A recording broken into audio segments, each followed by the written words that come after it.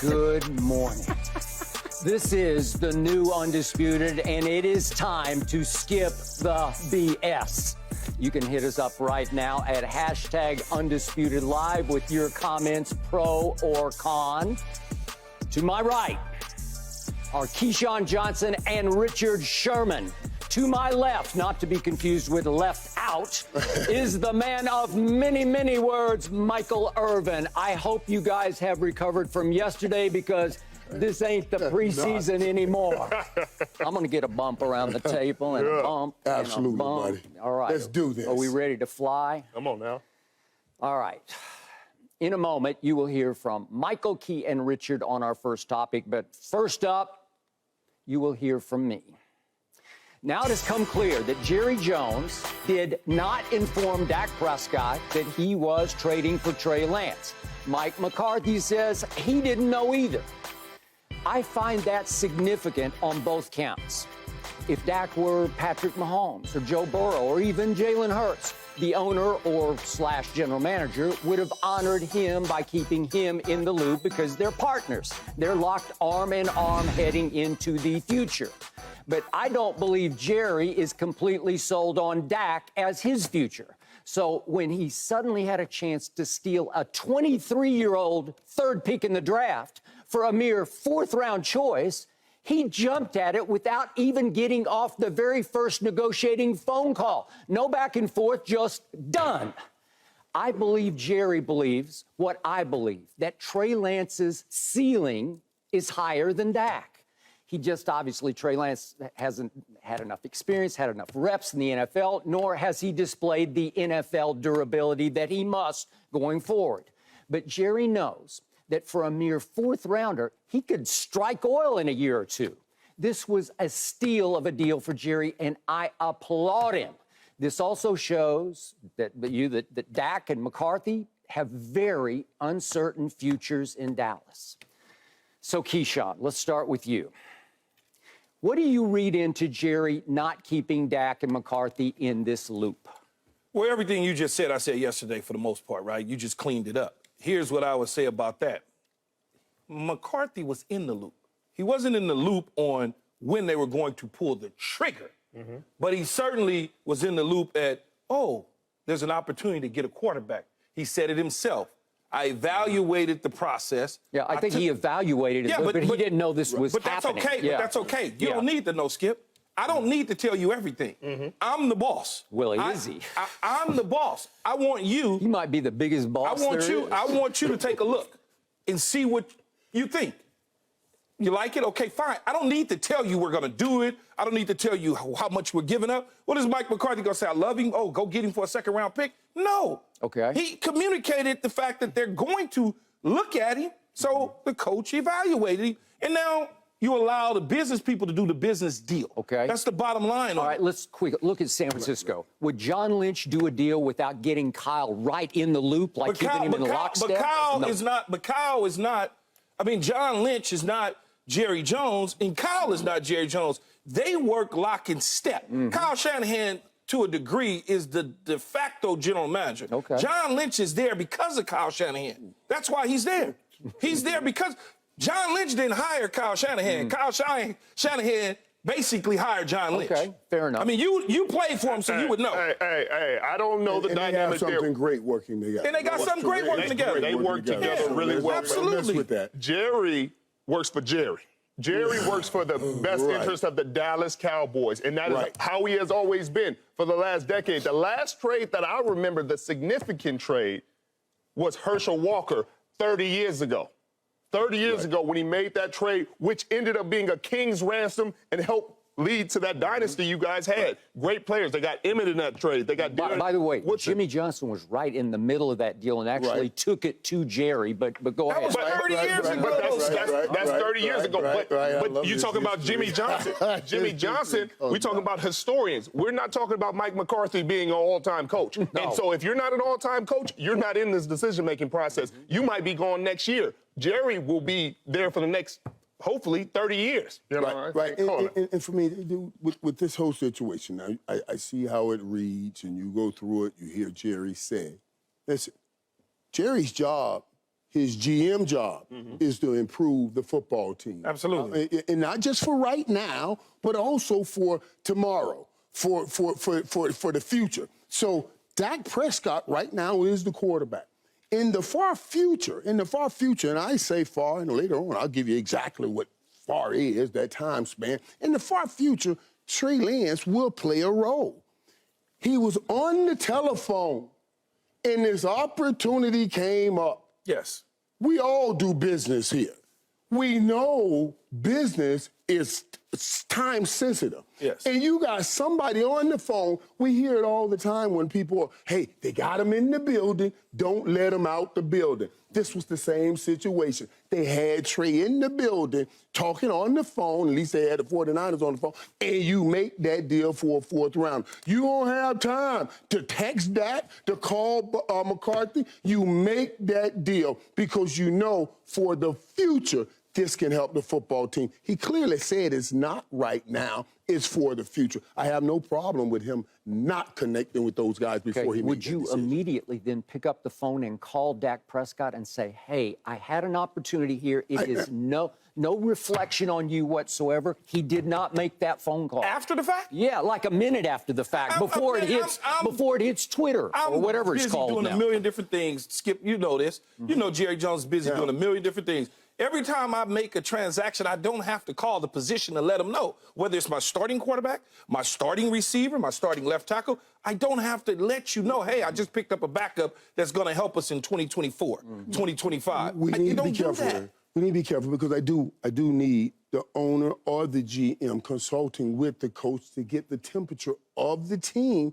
And if I make a move, I'm saying Trey was not, I'm worried about him pressing Dak for the job right now. So I didn't have to come to Mike McCarthy to say, hey, how would this affect the psyche of this team? Because I do want them consulting for that reason. I do want. So you don't think Jerry Jones has a when pulse? the opportunity presents itself like it did, and you get a fourth round pick for a guy that San Fran gave up 3 first rounders for. Yes. And those 3 first rounders, man. No, listen. But Mike, we were just talking about cars and how you buy them high and you sell them low. They sold him so low you couldn't pass that deal up. Before we came on. Right. And what I'm saying, so you couldn't pass the deal up. But you also got to trust that your quarterback understands he's secure. That's what I was going to ask you, though, Mike. Dog, y'all know these quarterbacks. Y'all stop playing, man. We love them all, but y'all know how sensitive they are. We all understand that.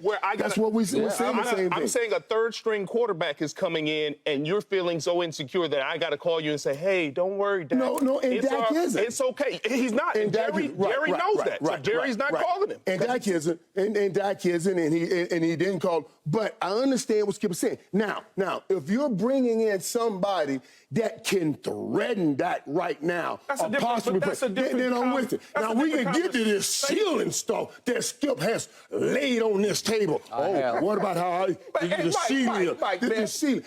Carl Lewis had a higher ceiling than me, but you better not put him on a football field. You see what I'm saying? He can run, he can out jump, but you better not put him on a football field. He's gonna get hurt. Too. Yes, they did. That's why I used it. Yes, they did. They almost signed him. And he had a high ceiling, but he better not get on that football field. And Ronaldo Nehemiah you basically alluded to the fact that Jerry needs to communicate with Mike McCarthy. Yes, he does. To understand the pulse of the team. Right. You don't think Jerry understands the pulse of his own team? Of course he does. You know that. He's in that locker room. He talks to those players. He's there every single day. He knows the psyche of each individual player on that team, along with Stephen Jones, along with the other individuals in the executive office. So he doesn't need to necessarily go to them to communicate, I'm pulling the trigger on a particular position. That's my only thing. Let me tell you why, in this one time, I would push back on that. We just made a change. You took out offensive coordinator Kellen Moore. Now he's gone. Mike McCarthy and Dak now is making this connection. When I talked to Dak, Dak said, this has been good, Mike. This has been the right decision. I really do believe it's been the right decision. So they're making a bond. I don't want Dak thinking now, I thought you and I were doing something, Mike. Now you're around here behind the back with Jerry doing something. You see what I'm saying? That kind of psyche, I want us to be careful with while they're working on their bones. Come on, Keith. No, if he's that weak, ain't nobody, everybody don't know weak mentally. Those words are going to be thrown around with Dak Prescott. Keyshawn said Dak Prescott weak mentally.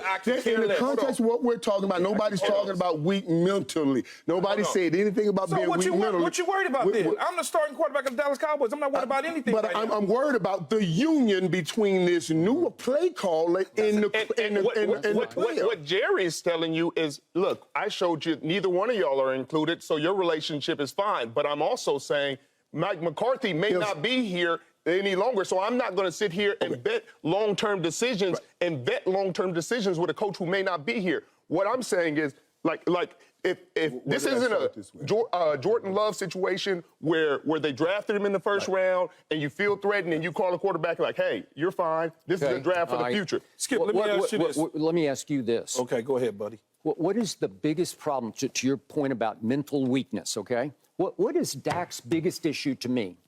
Flimsy confidence. Why did he throw 15 interceptions and missed 5 games last year, tied for the league lead? Why was that? Because he is the quarterback of America's team. I think it is the most pressurized position in all of sports. No doubt. It is difficult to play it from week to week. Look at his week-to-week inconsistency. He'll have a big game. He sent Tom Brady into the sunset, man, down in Tampa in that play. He was sensational. And he turns right around a week later, and he goes to San Francisco and lays a big old egg right out on a field that you played on.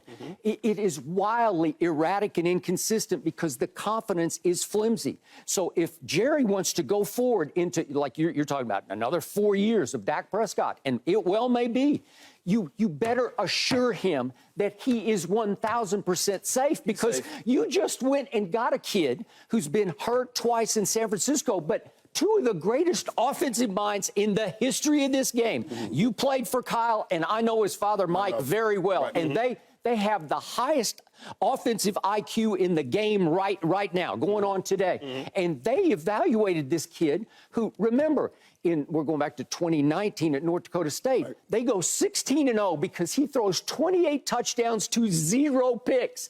And he throws for almost 3,000 yards, and he runs for another 1,100 yards. And then they played 1 pandemic game, and that's kind of the it of his experience so far. But the 2 great offensive minds said, we spend 3 first-rounders on him, and they threw in a 3rd, which is actually 1 notch above the 4th rounder that Jerry paid for him. And what Dak has to sit back and say, I had to read this on Twitter because when this kid walks in the quarterback room, I'm looking sideways thinking, he's got a chance to take my job. Just a chance. The best thing Dak Prescott can do is continue to try and play good football. You cannot sit around and worry about a guy that from 2 years from now that could potentially be playing. Take care of business right now, and all that's going to be erased. If they went out and signed Derek Carr, now from Dak Prescott, I'm like, wait a minute, this is a problem. They went out and signed a guy that has not been on the field. Hey, but Derek Carr, he'd be the starter because you'd have to pay him to be your starter. You'd have to cut bait with that. All that is what I'm saying. You're paying a guy that's not, you're bringing a guy in with not big money right now. They got to make a decision on him based on his but remember, on money, Dak is about to run out of guaranteed money. After this year, it is over on guaranteed money. No, that's all this is about. That's all this is about. But he's not about to run out of guaranteed money. Isn't relevant in this situation. Dead money is. Dead money is the issue. They are not going to eat $61 million next year by cutting him. I think you got to trust Dak's confidence. You got to trust Dak's competitiveness. Yes. They bring a kid in. This may spark Dak to go to another level. You can't assume he's going to be flimsy and he's got to worry about this because if you're worried about everybody else coming in, you're not the quarterback they need in the first place, and he is. That's basically what I'm saying. Let's get it straight now. Nobody here, I'm certainly not, and I hope you guys aren't saying that Dak is worried about Trey Lance. I was speaking from the standpoint of Dak's and Mike McCarthy's relationship. That's the only place I see anything. But in how this does that? thing. How does that? Because How does what let me tell Jerry you, did got anything to do with their relationship? Because I don't want Dak to believe when he's trying to make a union with Mike McCarthy, because it's his first time play calling, that Mike, you're behind my back. There's no behind the back. Right. No.